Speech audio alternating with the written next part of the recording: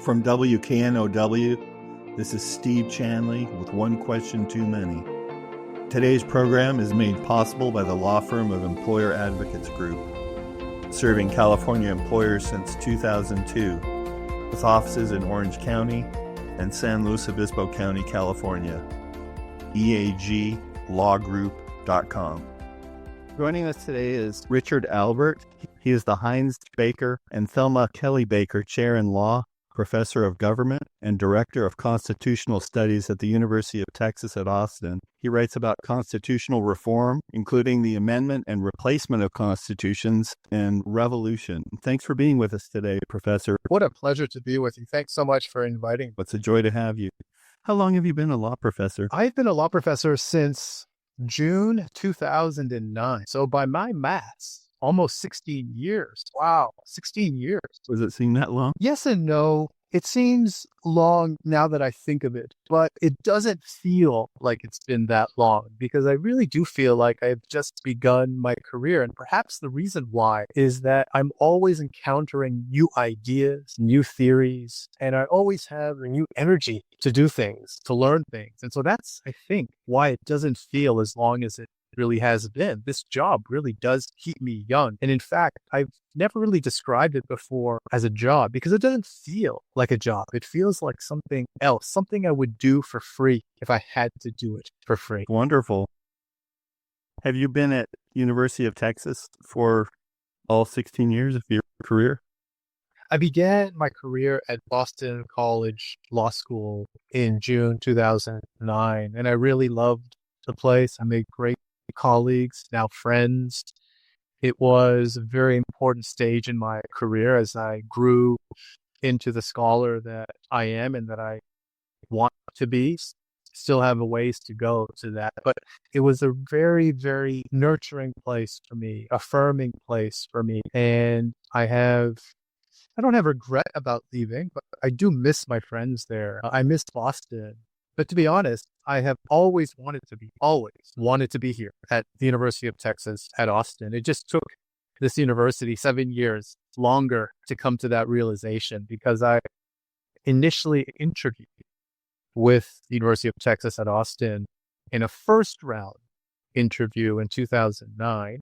I did not get a callback interview. And so I proceeded to do other interviews elsewhere and ultimately chose Boston College Law School. Again, a wonderful place that I really do love. But it was in 2015, 2016 or thereabouts that the University of Texas at Austin called me and asked if I wanted to be considered for a lateral appointment. And I said, what took you so long? I've been waiting for 6-7 years.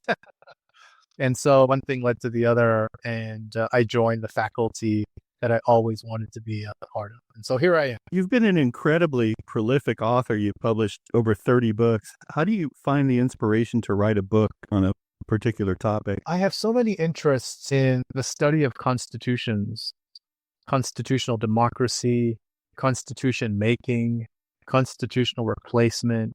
It may seem like these interests are varied, but in fact, they all center around a similar theme. All of the books that I've been involved with, they all center around a similar theme. And that's how a people or a community chooses to define itself and its values. And so we do that in a number of ways. You can imagine doing that by building a church and expressing your views and your values through a kind of faith community. You can imagine doing that by building a set of rules that govern the interaction of people, one with the other, and of people with their governors, the people who they elect to represent them. That's what a constitution is, and that really interests me. The reason I mentioned religion is because that was my point of entry into constitutions. My first love is the study of law and religion, really about how people define themselves in communities around shared values. And for me, that was religion. But it was a few years after really diving into religion that I thought, well, hang on a second, there are some other questions here that are adjacent to the ones that I'm exploring in relation to law and religion. They just happen to occur in relation to nation states and the people that govern them. and the people that populate them. And so since that time, I've been focusing on constitutions. And so all the books that I'm involved in, they all focus on that question: how people define themselves, redefine themselves as a people to express their values and to achieve for themselves and their posterity what it is they wish. That's fascinating. Can you tell our listeners about the courses that you teach at University of Texas? I teach courses in constitutional law.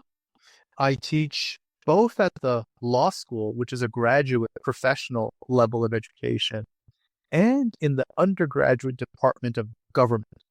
We call it government. Most other universities call it political science. I've been trained in both law and political science. And so for me, it's important to marry these two disciplines. And so I teach a course on amending the U.S. Constitution for undergraduates at the University of Texas at Austin.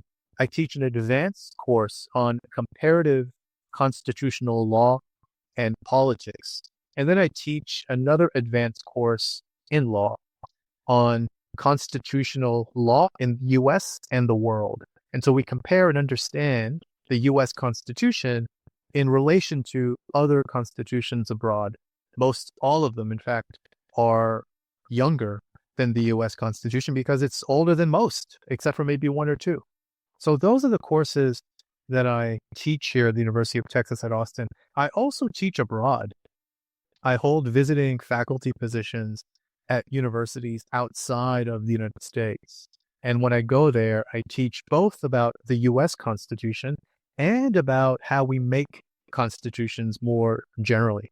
So for example, I'm a member of the visiting faculty at Externado University in Bogota, Colombia. And when I go there regularly, I teach courses on constitutional theory with a focus on the theory of constitution making, not the act of making a constitution, but why we make a constitution, how we make a constitution, what should we think about when we're making a new constitution, what should go in it, what should be out of it, and why. So these are the kind of things that I do as a teacher. Reviewing the courses that you do teach, I was very taken by the concept of studying and learning about comparative constitutions because, and I believe that you covered this, that there's a certain universality in the need, the societal need, and the personal need for a set of coherent rules that create the government and create order in the society. And those are fundamental purposes that cut across all boundaries. Are there certain elements that are consistent in the creation of a healthy and functioning constitution? If you study the constitutions of the world, I think you'll find a great variety in how constitutions come into being and in what constitutions contain. I'm working on something right now in which I use metaphors to explain the different ways that constitutions die and get replaced. So let me give you just a few illustrations. 3 models of constitutional replacement that we see around the world. 1, the grenade. 2, the hourglass. And 3, the sundial. So first, the grenade. Most constitutions in the history of the world have been born of revolution.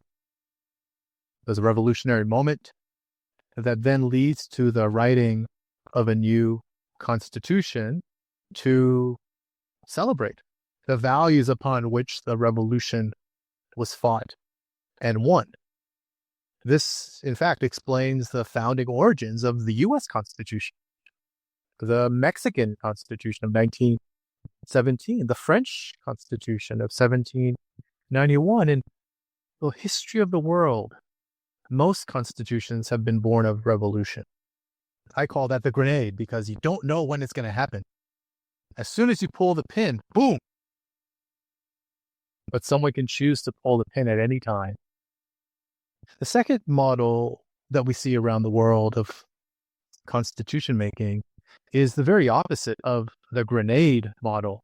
The grenade model is characterized by disorder, by chaos, by crisis, by lawlessness. The hourglass model is the opposite.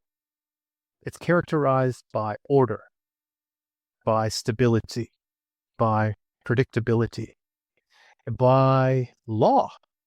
And so in contrast to the writing of a constitution after a revolutionary episode, the hourglass model instead is characterized by rules that appear in the existing constitution that explain how you are to replace the constitution. So there's a rule book, there's a roadmap for how to write a new constitution written into the existing constitution. So you can see how that would make for a more orderly, more law-bound process of constitution making, a stark contrast to the grenade model. The third model that we see around the world is probably the least common, and this is the sundial model of constitution making. And I associate the U.S. Constitution with this model because the sundial model reflects a constitution that never dies, is never replaced. Time keeps on going and going and going. No thought ever given ever to replacing the Constitution and starting anew. So think of the United States. No one today, no political actors are talking about writing a new constitution. Some scholars are suggesting it's time for a new constitution, but no one who's in power would dare make that suggestion. And think about the episodes in American history when there was an opportunity to write a new constitution. The Civil War. Most countries around the world, when they go through something like that, they come out of it with a new constitution. Not here, not here. Here, after the Civil War, the result was 3 amendments to the U.S. Constitution. Amendments that are so big that people consider them to be the starting point of a new regime in the United States from that point forward, but not a new constitution. And so here in the United States today, there's no thought given to a new constitution. In fact, I doubt very much that a new constitution will ever come about in my lifetime, perhaps in the next. And that's because of a peculiar set of factors that make it such that people prefer to keep the existing constitution and not think about what might replace it. And again, this is a contrast with much of the rest of the world, not just in terms of how they replace their own constitutions or that they actually do replace them, but in terms of the data. Here's just one data point that I think will show you just how anomalous the U.S. Constitution is in adhering to the sundial model of constitutional life and death. It never dies. The average lifespan of a constitution in the history of the world, if you were to take up all the constitutions and find what's the average lifespan, how long have they lasted? The answer, 19 years is the average lifespan of a given constitution in the history of the world. The U.S. Constitution, Oh, that's surprising. it's been around for 236 years, and time is still running. In 2023, you published a book called Amending America's Unwritten Constitution. Would you explain that title for our listeners? We typically think of 2 kinds of constitutions, the written constitution and the unwritten constitution. Perhaps in the very first day of a course in constitutional law, American law students are taught that the U.S. Constitution is different from the Constitution of the U.K.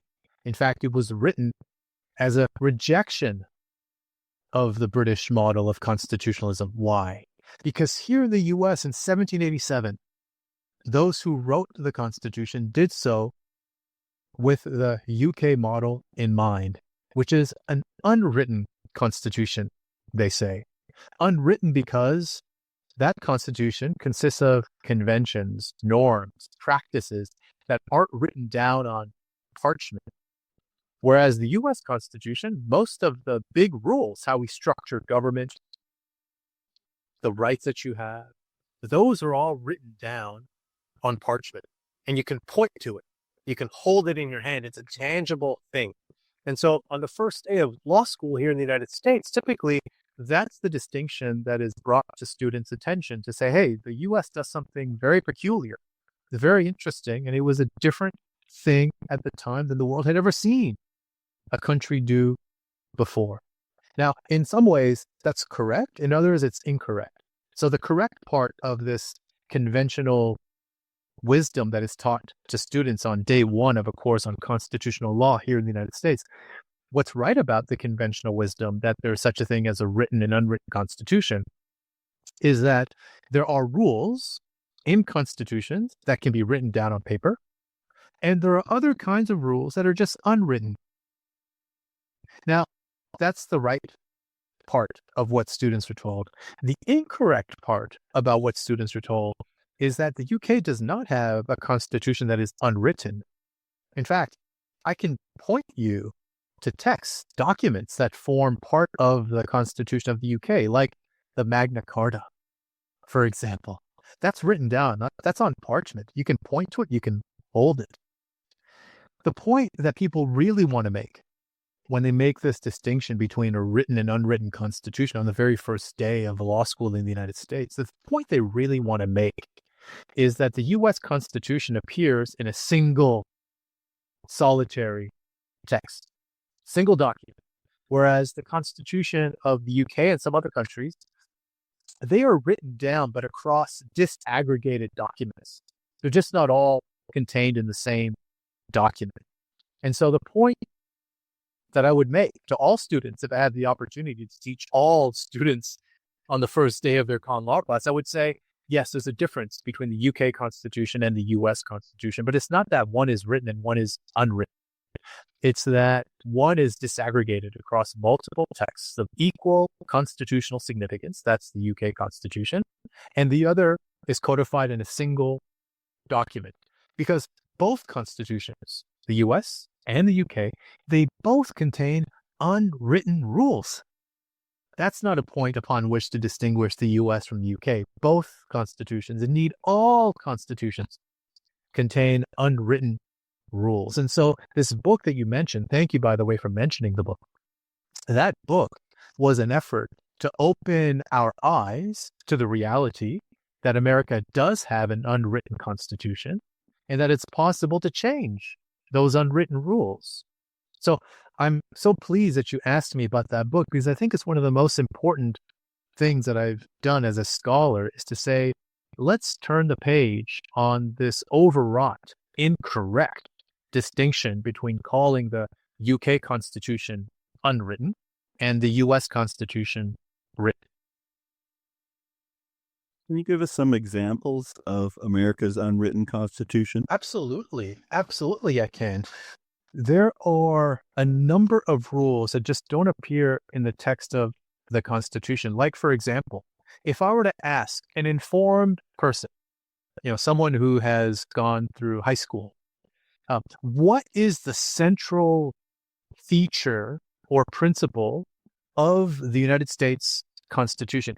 You might get a number of different answers, but I would guess that at least a plurality of the people who answer the question would say that a fundamental feature of the U.S. Constitution is the separation of powers. But that's not written anywhere in the text of the U.S. Constitution. It's nowhere stated in the text of the Constitution. So that's one rule that is core to the architecture of the U.S. Constitution. It's foundational, but it doesn't appear anywhere in the text of the U.S.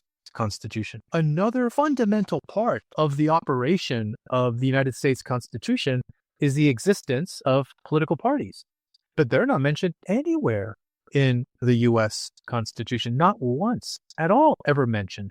But you can't imagine the operation of the U.S. Constitution today, or perhaps ever, without thinking of how political parties function, how they come to staff a Congress. So that's a second very important dimension of the U.S. Constitution that is unwritten. I could go on and on, but the point is that there are rules that are fundamentally important to the United States and its operation as a constitutional state that aren't written down on parchment. Do you include the right of privacy already unwritten portions of the United States Constitution? This is a fascinating question because in some ways it is written, but it's just not written down in the U.S. Constitution. It's written down in the rulings of the U.S. Supreme Court. That's how we know it is a right that we have, because the U.S. Supreme Court has said so. And we treat the rulings of the U.S. Supreme Court as authoritative, as binding, and as part of the U.S. Constitution.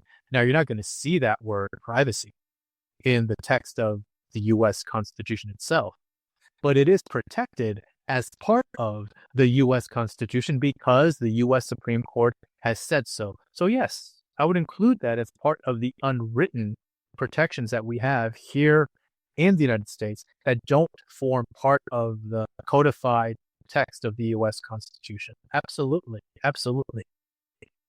The term unwritten constitution synonymous with the common law that's created when the Supreme Court is required to interpret provisions, the written provisions of the United States Constitution? Both the UK and the US are rooted in the common law tradition. And I think it's fair to say that when the US Supreme Court interprets the US Constitution in a way that either affirms an existing understanding or that revises an existing understanding of the U.S. Constitution, that the U.S. Supreme Court alters or reinforces the meaning of the Constitution in an unwritten way. So there's a very close connection between the idea of an unwritten Constitution and common law constitutional interpretation. Now, of course, when we speak about constitutional interpretation, we have to talk about precisely what kind of interpretive methodology we're using, because as you know, there are many different ways of reading a constitution. Indeed, here in the United States, right now, originalism is ascendant. It's dominant. Didn't always used to be that case, but that's what it is now. But of course, there are competing methods of interpretation that one could use to read and understand what the U.S. Constitution means. One could be a textualist. One can be an intentionalist. What was the intent of those who wrote the thing? One can be a living constitutionalist. One can be a pragmatist. One can be a consequentialist. Many different ways of interpreting the text of the U.S. Constitution. Absolutely. Do you believe that the framers intended the U.S. Constitution to be an immutable document, or one that would evolve in response to modernity? The framers, when they wrote the Constitution, they put into the document a mechanism that allows the Constitution to be updated when time and circumstances warrant. And that's in Article 5. What they put in Article 5 is a procedure of constitutional amendment that allows the people acting through their elected representatives, allows them to change their constitution when they so wish.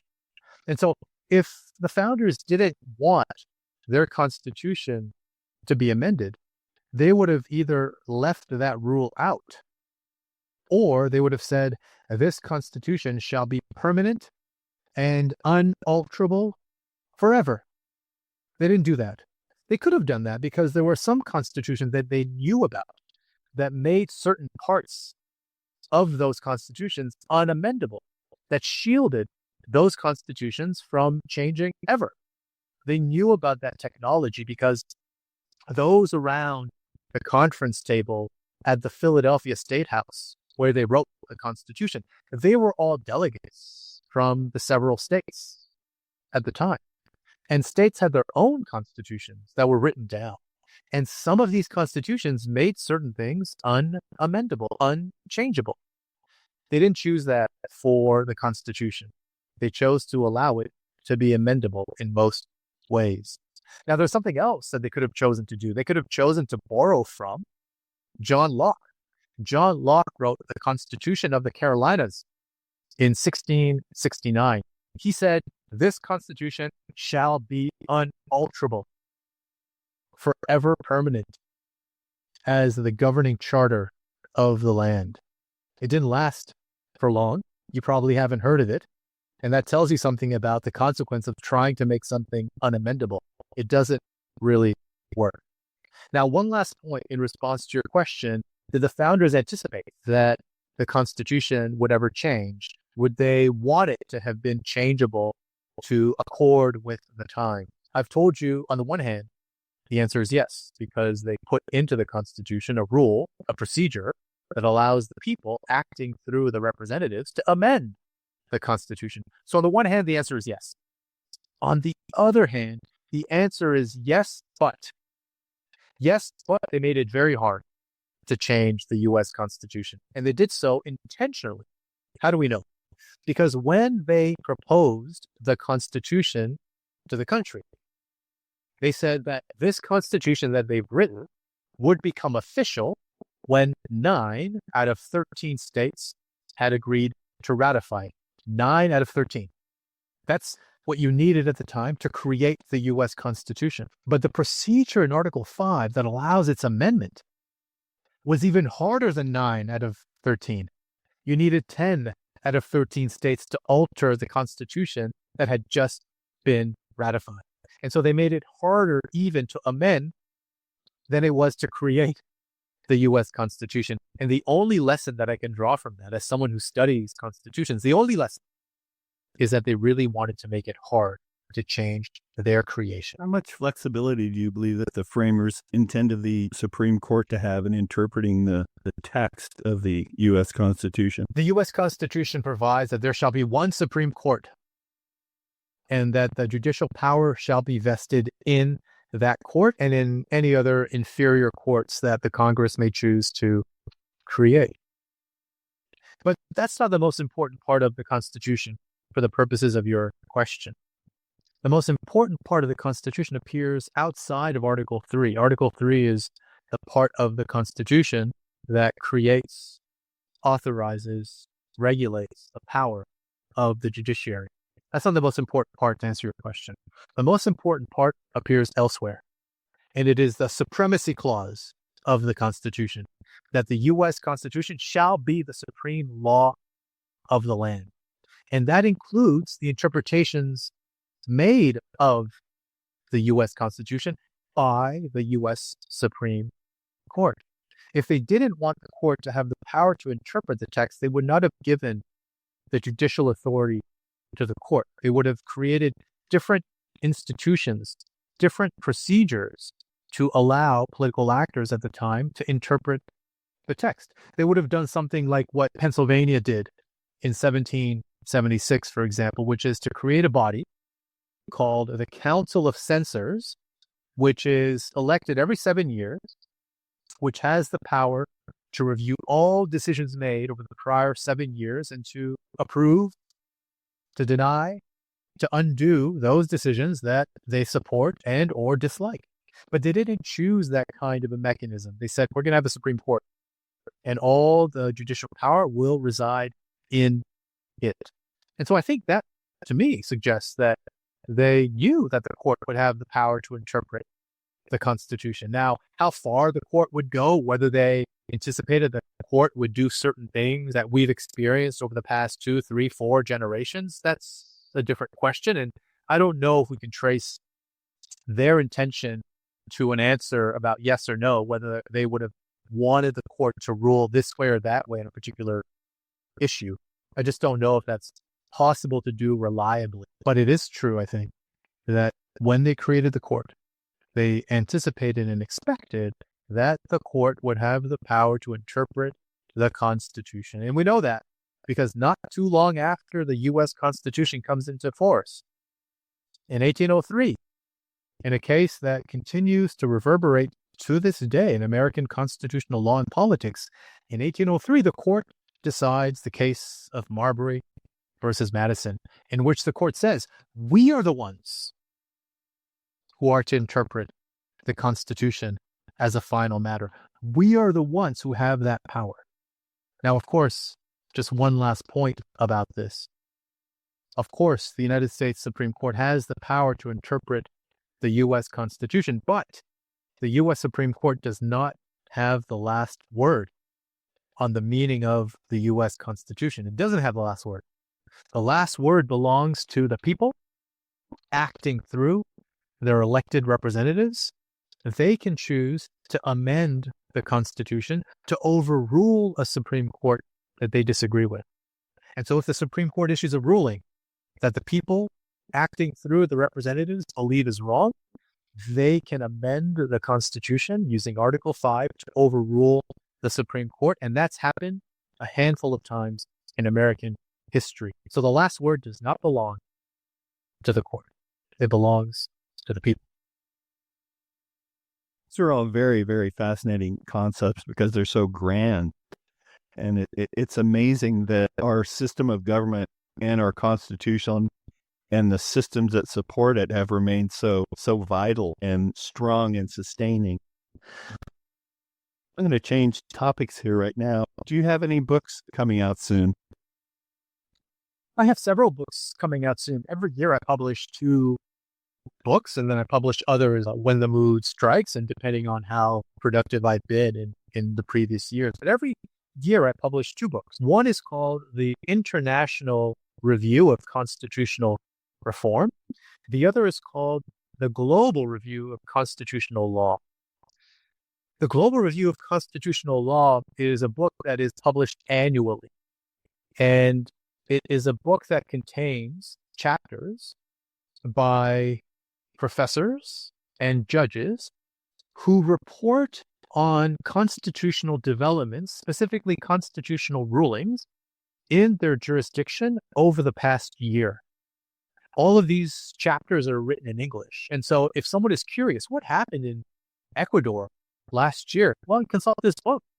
And you'll have a chapter written by an expert in the field, either a professor or a judge, often a professor and a judge collaborating together to co-author the chapter. And you could just consult that chapter and say, well, this is what happened, and it's very interesting. Or if you want to know what happened in Indonesia last year in terms of what their constitutional court decided, you just consult the book.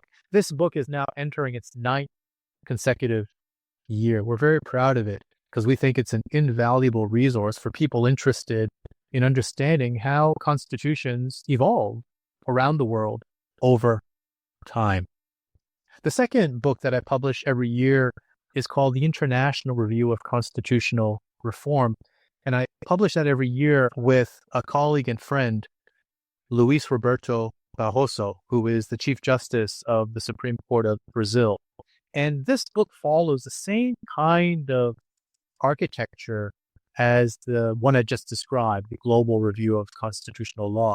The second book also compiles chapters written by country experts from around the world, often professors working in tandem with judges, who report on constitutional reform efforts, both successful and failed, in that jurisdiction over the past year. So if you want to know whether a country has amended its constitution over the past year, you consult this book and look up that particular chapter.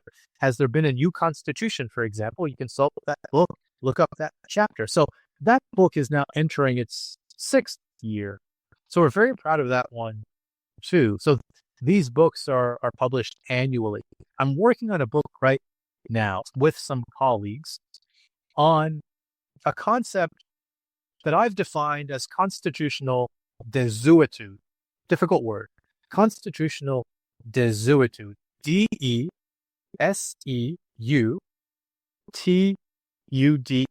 Desuetude. What does that mean?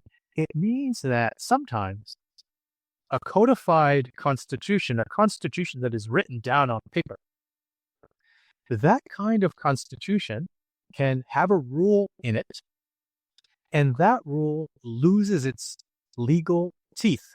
It loses its bite. It loses its validity. It can no longer be enforced, but without that rule having been repealed or amended out of the Constitution. What happens is that in constitutions, sometimes there's a rule and political actors don't want to take it out of the Constitution for whatever reason. So they leave it in the Constitution, but they just don't exercise the power that it grants them to exercise. And everyone in the community knows that this power has basically become obsolete. And so a book that I'm working on now with some colleagues is looking at the 10 oldest constitutions in the world to see what are the examples of constitutional desuetude in those texts, to see what led to that desuetude? What were the forces, the drivers that led to a rule in one of these ancient constitutions, led to a rule in that constitution to expire, but without using the power of amendment to remove it?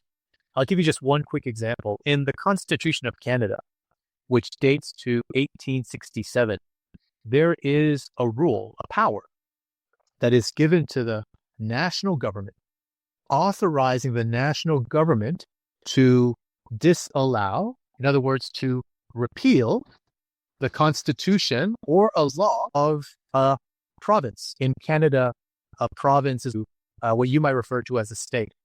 And so in Canada, the federal government has the power to disallow a law that's enacted by a province. That power has not been used for decades. Hasn't been used for decades. And so we can say that it has fallen into desuetude. It is unusable. Are there any examples of desuetude in the United States Constitution? There are some possible nominees in the United States Constitution of rules that have fallen into desuetude. Possible nominees.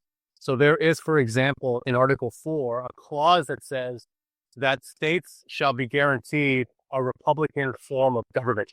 Republican form of government. That's not ever litigated. So no one knows what it really means. No one ever sues pursuant to it. Now, scholars have sometimes written about it, but it's not a popular kind of a protection for states. It's not popular in terms of the literature. And so because there have been no cases about it, because people don't write about it, it's almost as though it's obsolete. So that's a nominee for constitutional desuetude. We'd have to debate a lot more and talk a lot more about the Republican Guarantee Clause to ultimately decide whether or not it has fallen into desuetude, but it's a nominee. Another nominee is the power in Article 5 that states have to call a constitutional convention.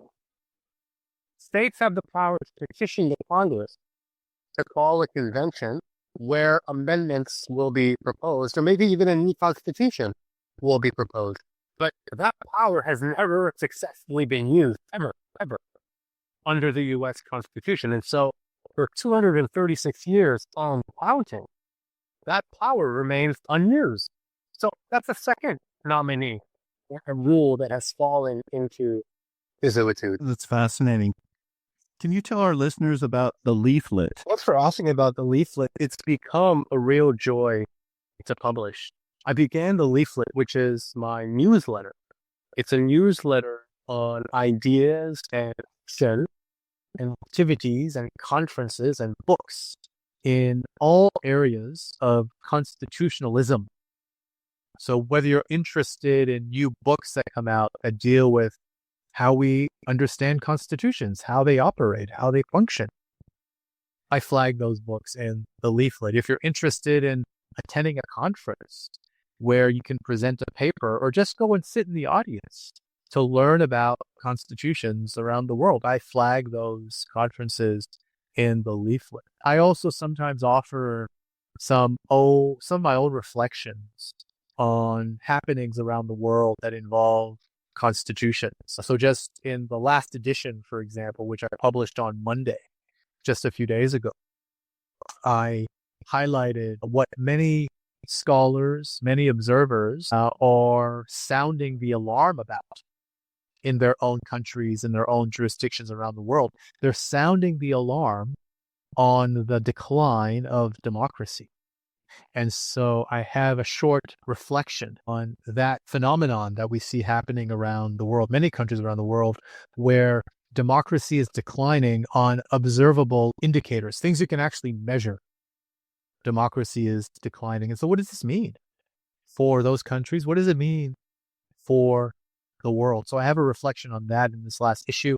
And the last issue, I also have a report on a big conference that I hosted here at the University of Texas at Austin earlier in March. And it's a report on the conference that I've called the Global Summit on Constitutionalism. It's a conference that brought together 300 or so visitors from 65 countries all around the world for 3 days.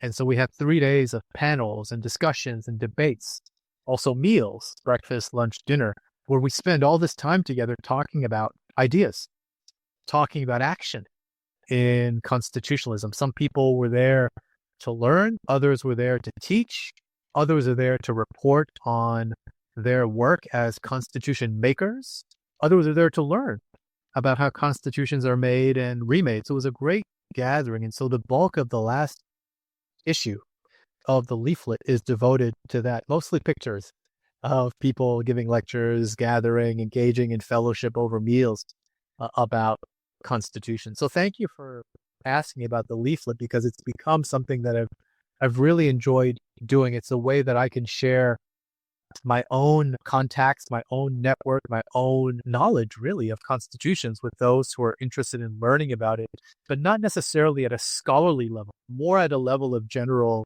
consumption. I write it never knowing who reads it. So thank you for sharing it with others. I hope that people do read it and enjoy it. What is the web address for the leaflet? The web address is available at my own website, which is richardalbert.com.